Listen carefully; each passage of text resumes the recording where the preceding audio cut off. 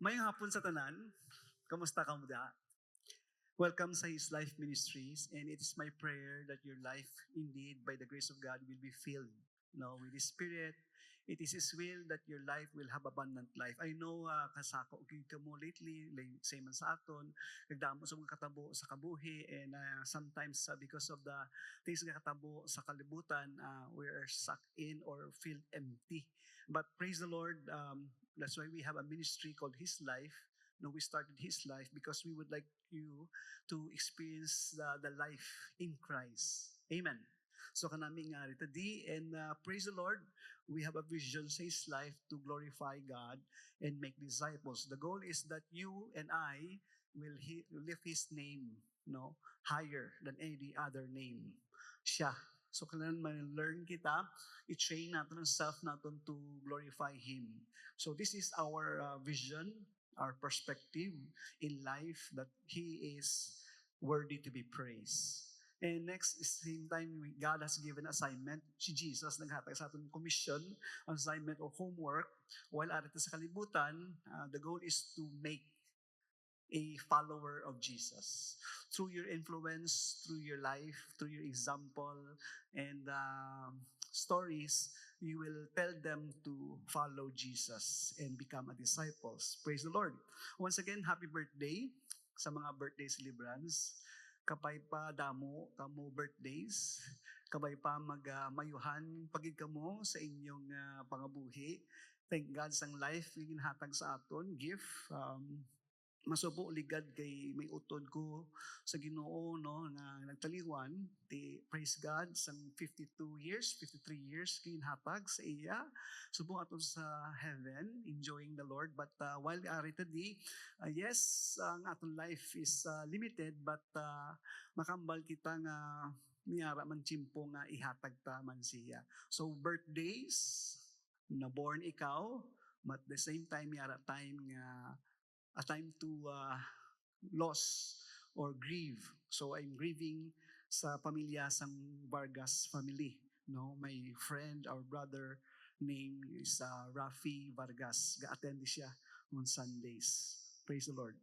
Anyway, so today is November. It is our pre-kick-off, sa atong nga the Thankful Nation, sa atong nga Thanksgiving 2025. It is our prayer every year that you and I will learn to be thankful, full of thanks. Puno sang pagpasalamat. Gaawas-awas ang pagpasalamat or gratitude unto the Lord. Biskan may storms, biskan may problema, biskan perdi ka sa basket, biskan wala gid. So kabudlay ina, kabudlay magpasalamat, but by the grace of God, when you fix your eyes on Jesus, when you look unto the Lord, I believe, by His hand, by His power and Spirit, you will be filled with thanksgiving, So kanami, ang tupad mo nga namigid nga ari ka. All right, praise the Lord. Are you thankful? It is our prayer that nations also around the world will honor the Lord.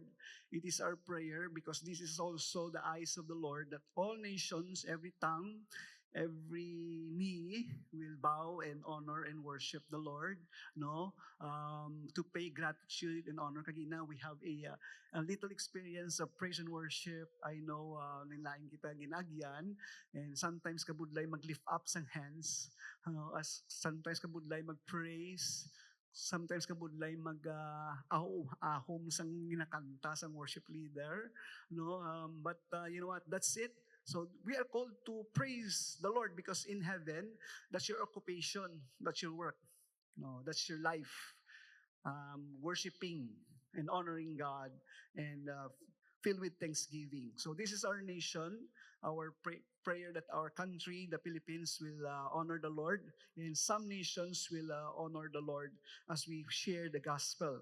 So Thanksgiving sa His Life 2025, lapit na lang. But before that, we have 14 days of Thanksgiving campaign. So gakampanya kita, ikaw mismo, you will stand, ikaw mismo, you will represent, the Lord, telling your friends, gakampanya ka nga magpasalamat. Alright? And we have a tool, we have a way to say nga ma-raise up ang aton, ma-develop, ma-progress kita sa pagpasalamat by using a daily reading. So each of you will receive a letter or a note or a lessons, no, maybe in your Facebook, i-share na siya, or you can grab some copies every time magwa ka mo di, or and some life group leaders are here. They will help you. You will discuss. You will share. They will lead you and facilitate you how to develop a thankful heart, a thankful nation sa ining kampanya. All right. So since November, we are journeying and using and studying the book of Psalms. Okay? So the book of Psalms, which is found in 67 naman ang aton nga topic, it's discover how thanksgiving is not just a personal response, kabay pa nga, hindi lang sa imo nga makambal ka, thank you sa cellphone, thank you sa bayo, thank you sa sapatos, thank you sa bayo, o sa tanan lang, but I pray that we will see this is a thanksgiving global calling. No, when you go to the other nations, you go to other countries, you will see people also praising God as you influence them, as you pray for them. Let's also pray that through this, God blesses us so that His name will be known among the nations. So praise the Lord sa blessings, salamat sa gifts, salamat sa grace, and I pray that they will know Jesus through our hearts, through our words, through our influence as we declare His goodness. Praise the Lord for this because each Sundays, right? Each Sundays, every Sunday, as we talk about thankful nation, you and I will journey or explore how our treasures, so we will be talking about treasures, your manggad, your things, your precious sa imo, and praise and grace and testimony, right? So each one today, start listing your testimony. Start listing the things that God has given to you, the blessings that God has given to you, the answers, even the non-answers. Okay, because you know what, may purpose si God nga lagi sa batang imo pangamuyo. Pero sa bata, wala pa, tagai ko manog. No, hindi man nga tagaan mo sa manog dayon. Kika-cute siya. 12 years old pa lang pa, mga asawa na ko. Points. Hindi pwede. So meaning sometimes ang atong prayer are not answered because it's not for you at this moment. Amen. So praise God sa mga unanswered prayers and may purpose na. That's why lista subong sa mga pasalamat nyo kay Lord. I-less nyo na ang lista sa mga utang. Kaya nakautang si mo. But begin to forgive, all right? Begin to release, begin to pray, and begin to leave them to the Lord. Amen. So this is a time of testimony, declaring, lista na and announce it in your maybe in your Facebook and tell the goodness of God. He needs a unity in all point to a thankful people who declare His glory to the ends of the earth. So everybody will know that we are united here, that we are going to glorify God. The goal is to develop a thankful people. Amen. Are you thankful or a complainer? Are you a person who learns to declare the goodness of God every morning? When you wake up, when you open your door, when you see your neighbor, when you went out to your office or enter into your office or work or school, when you see your mom or dad, when you see your sons and daughters, are you happy with them? Are you thankful with them? This is a time also to declare our support for our missions. Praise the Lord, Pastor Jobert and some of our missionaries went to Vietnam and Laos, and we have missions to Thailand. We have missions and church to Hong Kong. And praise God, through this Thanksgiving campaign, we will support our missionaries. We will not go. We cannot go. Maybe arin tadi, but we are here to support and send them by our gifts and prayers and finances na support. So this is our Thanksgiving sa His Life Mission since it is dedicated also to the nations. And on Thanksgiving Sunday, which is November 30. Saan gani atong Thanksgiving? November 30. Nan, and Your family and your friends will come together, especially those nga gin-invite mo, those ang gin-encourage mo, kagintuluan mo magpasalamat, no? Together, all of us will bring our Thanksgiving gifts, offerings, and together we will celebrate God's faithfulness and His heart for the nations. Today, or this afternoon, our message title is Treasures of God. Treasures of God. Everybody say treasure. Ano ang mga treasures mo?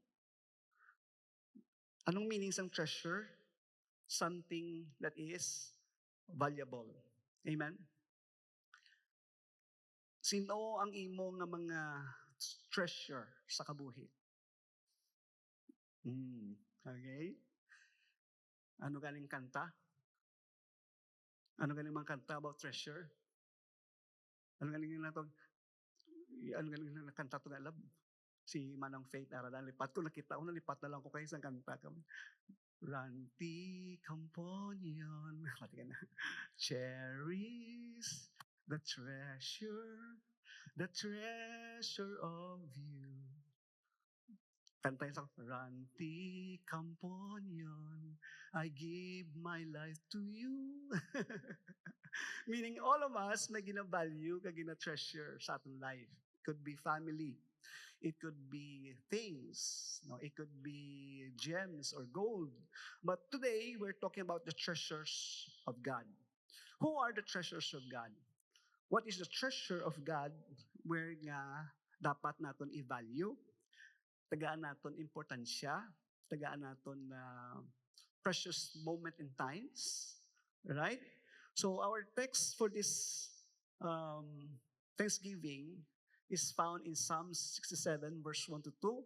And I encourage you to let's stand and honor the Lord as we stand. Everybody, just let's stand and read this scripture or passage given to us. Psalm 67, verse 1 to 2. May God be gracious to us and bless us and make His face shine on us so that your ways may be known on earth, your salvation among all nations. Let's bow our heads. Salamat, Lord, for this wonderful time that we could reflect. At the same time, Lord, rest in your presence. All of us, Lord, have different ways and times and feelings katabo sa amon. But above all, Lord, you are gracious and we receive your grace and blessings, Lord. Thank you for loving us. In Jesus' name, amen. Amen. You may sit down. Thank you, Gid, for standing and listening today. May the word of God refresh you in this wonderful morning or afternoon. Mga biyan, are you valued? Natagaan ka importansya. Sa balay, ginasapak ka wala. Sang I was a teenager, I was used to wear black clothes, and black pants and tattered pants and gel nga padagdag. And we call ourselves emo sang time namon, di ba? Emotional. Subong part of the OOTD na subong yung all black. But anyway, there's a meaning there nga because we're wearing black, we are alone, we are lonely, we are rejected. Amo namon feelings sa una. And there's an article in the notes that I read. In life, there are times we feel undervalued. Gasulod ka lang, wala gid ka good morning. Or gasulod ka, or gasulod ang iban, wala gid sapak-sapak. Or overlook. We may not look like much to those around us. Di kita parehas. The world may not recognize our worth. But there's a truth we must hold on to, which is God's scriptures. Amen. Ang tao ay saan maginaya? Kung gahulat kita sang confirmations and pleas sa mga tao naton o sa obra naton o sa kabuhi naton, ma-frustrate ka lang, ma-disappoint ka lang. If you expect too much sa inyo work sang confirmation or affirmation or encouragement. Because all people today are maybe, some people today are also discouraged. And the sad is, some people are so toxic nga pwede nga hambalan ka sang malain, hambalan ka sang hindi mayo, you are not affirmed or natawag na appreciated. You are underappreciated, siling nila. Last Sunday, it's Pastor's Appreciation Sunday. And we're so blessed nga gina-acknowledge nga we are pastors. And last Tuesday, I was playing basketball with my pastor's friends. And kasulugan na kami nga, baw, ikaw, wala ka gin-appreciate. May mga pastor nga wala gin-appreciate, no? Ginasuyaan, ginahambalan, ginawalibak. Nasunlog sa namon, of course, kakadlaw lang kami because hindi na tuod. Pero tuod na. Some of us gabing baka-baka, but we are not appreciated. But if you listen again to people, you will be disappointed. But there's, again, the scriptures, the Bible, the Word of God, speaks about treasures. Speaks about the value, the precious one. And it talks about His people. In Isaiah 43 verse 4 sa ESV, because you are precious in my eyes. Sino ginambalan niya na? People of God, Israel, beloved. Through the prophet of Isaiah, ginambalan niya, gin-affirm niya, nga you are precious in my sight. You are beautiful. You are wonderful. In fact, God created us according to His image and likeness. And when He did it, when He created it, when He created man, it was good. Right? In a sense, you are beautiful. You are lovely. And God is talking to His loved one. Saying niya, I honored and I love you. I give men in return for you, people in exchange for your life. So this is a confirmation that amidst katabo sang wala service nga maayo, halin sa iban, but God is speaking to you and me, you are His treasure. Amen. Do you believe that? You are God's beloved. Praise the Lord again. This is God's words for us. As we trust in God Almighty, you are His treasures. As Christ's followers, at the same time, as we say we are a Christian, we are followers of Jesus Christ, we are called His treasure, treasures of God in His special valuable possessions. Praise the Lord, in Ephesians chapter 1, verse 4, even as He chose us in Him before the foundation of the world, that we should be holy and blameless before Him because of His love, in love. Kanami, no, you are treasured possessions. Just like a pure gold, just like a gem, no, gin cherish, gin protect. When I was a boy, when I was a little boy, I loved to collect stones, rubber bands, cards, toys, and put it in my treasure box. Money, whatever, coins. Ginambal ko na, this is mine. This is my treasure. Even the picture of my crush. Amen. And the pictures of my family, maybe, So, amo na, makambal kita nga, this is my own. And you know what? You are also valuable in the eyes of the Lord. And He take cares of you. Wala ka lang kabalo, pero nag-atipan sa imo.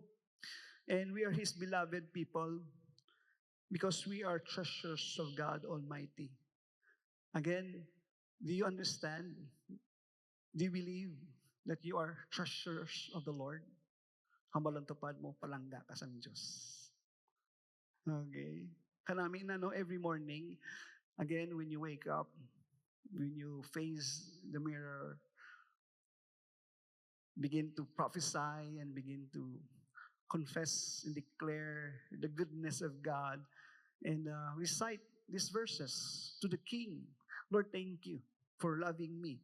You have chose me. Ginpili mo ko. Wala pa nagsugod ang pundasyon sa kalibutan. Ara ka na sa akon. Ara ko sa imo paminsaron, amo ni siyang natawag nga declaration sa pangabuhi. Because we are treasures of God, of course, isang gida nga mahambalta nga we are treasures of God because, Mhm. Okay, God wants us to bless the nations. Praise the Lord. This is will for us. Nga tanan kita will become a blessings to the nation. Now, nantawon ta nga ito, nasyon subong. In fact, may nakita ko da nga vandalize ang aton wall when we talk about our nation or politicians subong kalaway sa ginhambal subong sa aton mga leaders. And that's our nation, that's our people. Negative, manslinging, kag name calling. Kakatabo subong sa aton nga nasyon, kag sa aton nga president. We don't like our vice president and senators, but in Psalm 67, differently a way of paglantaw sa nasyon is a way of blessing the nations, praying for the nations, blessing God as a nation. So you and I, we are here to bless the nations. We are here to bless our country. As a Christians, we are here to believe and know that God loves our nations. We will be a community, people inviting God to work His divine grace among us. So i-invite si God, imbes na nga i-curse ang aton land. Let's pray for our land and invite God and let His grace fall upon our nations. And then, God wants us also to be gracious to others. The Bible says we are here to receive God's blessing. We are here to receive God's gracious love. At the same time, we are here to be kind, gracious to one another, so that His will be known. Through our life bala, ang aton nga ginahambal, ang aton nga ginaspeak, ang aton nga ginapakita sa katao. Since nga naghambal kita, nagaprofess kita nga Christians, dako ang expectations ng tao, no? That's why we have to learn and teach our mouth and heart na instead of negative, toxic, tabo sa aton life, punan naton sa pagpakamayo sa Diyos. Kita mismo, mambal kita, Lord, I receive your grace. Kita mismo, mambal kita, Lord, I receive your blessing. Kita mismo, naghambal nga, Lord, bless me. Kabay pa, kita mismo, mambal kita, I also bless you. Amen. Naso yung atong kabuhi bala, daw ano siya, daw imbudo, panel, or ang atong kabuhi is like an opening vessel. Kung ano ang butang, amo nang maawas. Happy? Kung ano ang imo ginbaton, amo na ang magwa. Kung ano ang imo ginpangayo, amo nang imo ihatag. Pamangkot, anong imo na baton? Pamangkot, anong imo nga ginpunan? Ding ka nagkwa sang kapuno sang pagpangabuhi. Kabay pa, through this Psalm 67, nga naghambal nga God is gracious to you. Anong nabati nyo? Ano ang inyo nga nabatunan? Grasya. Wala mo na sa ginubrahan, wala mo na sa ginpilit, wala mo na siya gitawag nga gin-develop, hinbaton mo lang na ang nga blessing. Wala mo na ginbayran. Kaya ang blessing again is the will of the Lord nga makabaton kagid adlaw-adlaw. Tanan nga katawhan. Kag God will use you through your words, through your life, that you will be a blessing, an encouragement. So this is a prayer ni David maybe, or psalmist, nga tanan maging full of grace. No? Filled with thanksgiving, filled with encouragement sa pagpangabuhi. This is a song, kanta man ni siya, di ba? Kanta where ginapakita ang future possibility, gina-visualize, nga tanan nga nasyon, mga kanta, mga simba sa Diyos. In fact, very, very effective gid ang paubra sang Dios sa aton.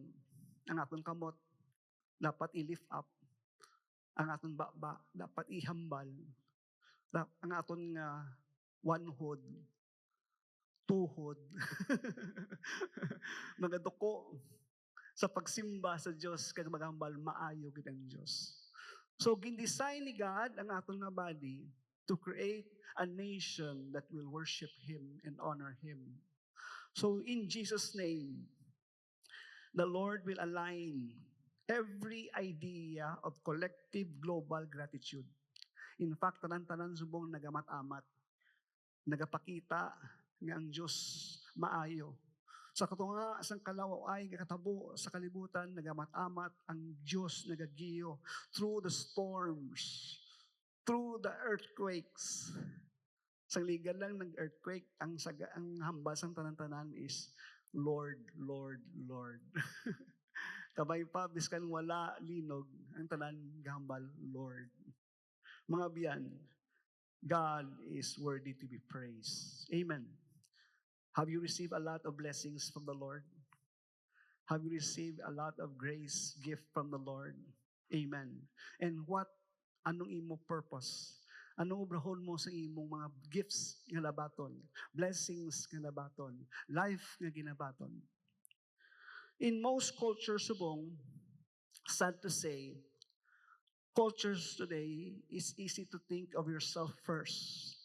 Ako lang ni bala. Akon man ni bala. No?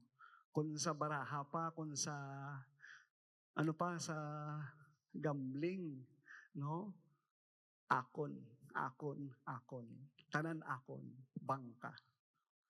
And subong katabo, subong tungod sang merchandising and marketing katabo sa kalibutan sa mall, kanami sang offer, ang sugod subong is collection. Ang tanan-tanan subong may natawag nga ginatago, gina-hoard, gina-kept kay kanami, no? In fact, may ako friend nga collect sa Jordan 1. No, may Jordan 1, Jordan 2, Jordan 3, ginabutang sa closet o ginabutang sa higan. Hindi lang bagay, mga armas, mga bio o mga pictures. And the goal is to keep it as your resources. In fact, nagupak ng iya sapatos, hindi way na mo usar. Hindi pa usaron. Kaya hindi niya man paghatag, hindi man pagbaligya. Kaya para na siya. So there are a lot of hoarding katabo. In fact, on Thanksgiving Day sa US, according sa survey, may natawag silang Black Friday. Kabati ka mo sana? Nga early in the morning, ara na sila Then ready ang tanan. Pag open sang mall, because discounted, tanan-tanan na bakal. Kag dapat may ara ibakal. And sad to say, may ara na sila, pero mabakal pagid. No? Amo sa buong merchandising katabo. And the Word of God, the passage tells us in Psalms 67 again, lain niya. It encouraged us about stewardship. Ano meaning ng stewardship? Managing. Because kabalo ka na hindi na imo,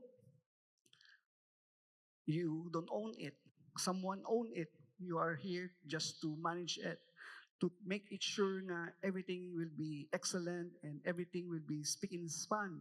But at the same time, the purpose, as you receive the things, you should be generous as you are earning, as you are developing and making things, no?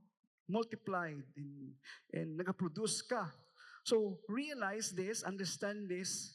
Sa Psalm 67, naghahatag nga all we have comes from God and must return to God. 1 Chronicles 29:14, everything we have has come from you. Inacknowledge na. And give you only what you first gave us. In Romans 11:36, all things comes from God and it should be ibalik. Di ba anong kakatabo kung Holy Week? Before Holy Week, ano na galing nabutang diyo? badlis. Di ba? Anong butsilingon sina? It reminds us nga we came from the dust. And kung magtaliwan kita, mabalik man kita sa dust. In fact, si Alexander the Great, sila niya kung mapatay ko, ibutang niyo ko sa lungon, kag ipagwa ang akong kamot, na dahil nga napatimaan nga wala kong madala. Wala kong idala. Mga biyan, again, anong obrahon ta sa aton nga treasures? Sino ang aton treasure? Sino ang dapat naton tagaan, halagaan, o value sa life? Well, the Bible speaks again about treasure. It's a heavenly treasure, and it's an eternal treasure, and it is found in Matthew chapter 6, verse 19. Right? So this is a sermon of Jesus at the Mount, teaching his disciples and listeners how to handle treasures. May manggan magita, siling niya, do not store up yourselves treasures on earth. Why? Because it will be eaten by moth or vermin or anay. Right? And thieves will break in and steal. Right? But store up yourselves treasures. What kind of treasures? Eternal treasures. Treasures that cannot be destroyed. Where moth and vermin do not destroy, and where thieves do not break in and steal. For where your treasure is, there your heart will be also. Kung anong imong ginafokusan, kung di imong heart, ara lang imong kwarta, siling nila. Di ba?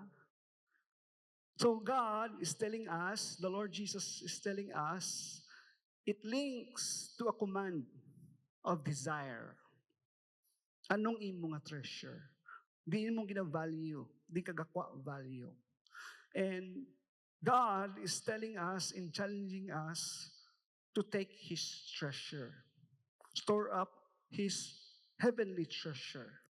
And His heavenly treasure is Jesus. Value Jesus most of all in this life.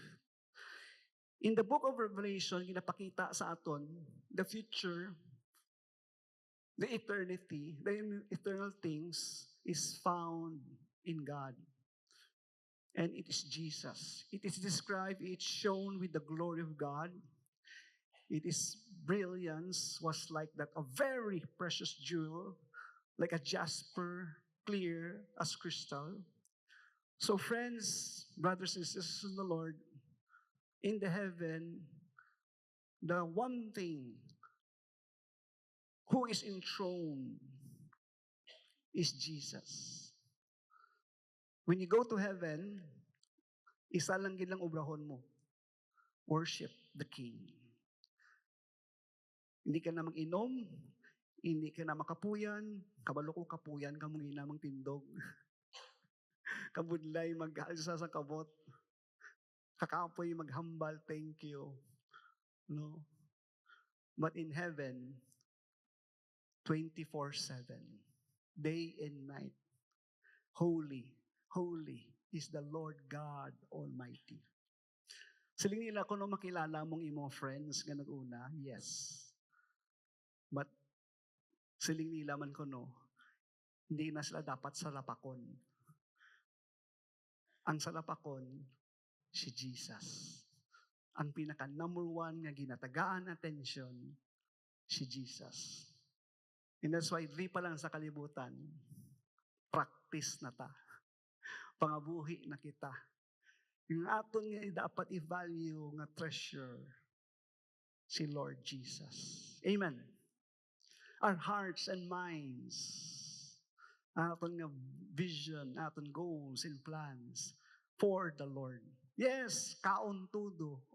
Yes, earn a lot. Yes, enjoy a lot. Yes, arito sa kalibutan. But your goal is to glorify God, to honor the Lord. Amen? Next, Store up heavenly treasures. Serve Jesus by serving the body of Christ. As you love the Lord, serve Jesus. How can you serve? Serve the body of Christ. Who is the body of Christ? You and I. The Lord Jesus Christ is our head, our master, and the body is His people. Some of you can be a hand, some of you can be a leg, part of the body, and your goal is to pray and minister, encourage and serve and love and forgive. Praise God. And number 3, last, be generous and not greedy. The story of a young man who is rich. By the way, way lain way gid kaso hindi lain magmanggaranon. The problem there, gusto sa mag-follow kay Jesus. And Jesus know his heart. That's why siling Jesus, sell all your possessions. Kay para sa iya, mas precious ang iya manggad, ang iya nga treasure, sang kay Jesus. So, nag-break in iya heart, kay because his life is filled with greedy and filled with pangayo, kag tipon lang sang kwarta. So, si Jesus said, hindi namin magdinalok. Atag na, bulig na. So, hindi mo makita nga dapat si Jesus lang sa heart. As we end ini nga Thanksgiving campaign, we are encouraged, no, to have a tribe of praise. Kabay pang imo pamilya, nagasimba kag nagapasalamat sa Dios. Tribo, pasalamat. Pamilya, pasalamat. Praise unto God. Next, sa aton nga lesson sa November 16, Triumph of Nations. We will be a victorious nation. We are a victorious daog na tayo kay Jesus. Amo naton developon naton sa pangabuhi. Then November 23, testimony of thanks. And last, our Thanksgiving, together in Thanksgiving. So that's our ministry for today. The Word of God is ministered to you. I pray that you receive a treasure. The greatest treasure we have is Jesus. Will you receive that? Will you put Him in your heart? The precious one, the value one, the most valued one in heaven. His name is Jesus. Everybody, let's stand up. I would like to pray for you.